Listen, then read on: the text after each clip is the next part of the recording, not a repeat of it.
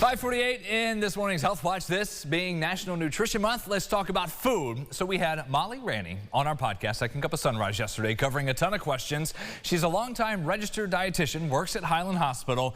Part of our interview focused on the craze with protein and breakfast as an adult. Adding protein to something that already has protein in it, like milk, to me, I don't know if it's worth spending your money because it's probably going to cost you more. If you drink a glass of milk, that's 8 grams of protein. That's a decent amount of protein. So to me, I'd say just stick with the regular milk. I think there are some cases where people do need additional protein.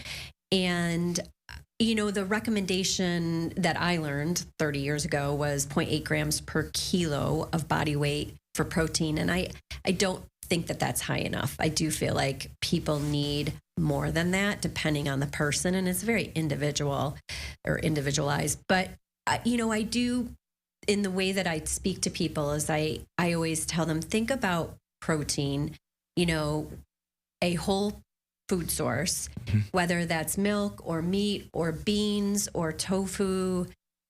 You want to think about that and build your meal around it, because protein helps to really stabilize blood sugar.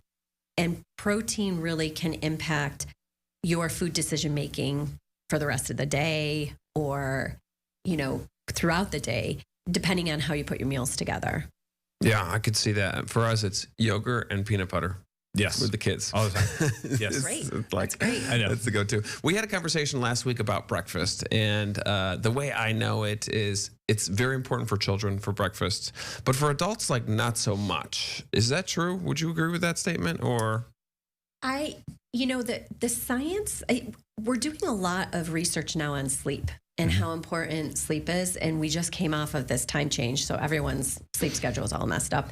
And one of the things that's very interesting to me is looking at circadian rhythms and eating in the window that is in alignment with circadian rhythms. So when we wake up in the morning, actually your body does need fuel. You're better off trying to load most of your food and energy throughout the day and really cap it off in the evening. And that can be the complete opposite for a lot of people. Like, a lot of people come home at night, they eat dinner late, then they want a snack. And what's happening is that it's impacting your ability to get a good night's sleep.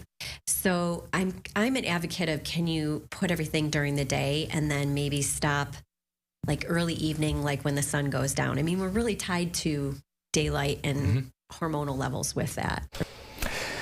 I was guilted into it. James had yogurt and granola way early this morning. Didn't touch your big spread that you had. We've got more of our conversation, including two dads trying to work with kids being picky with certain foods. That'll be posted from the rest of our pod today at rochesterfirst.com.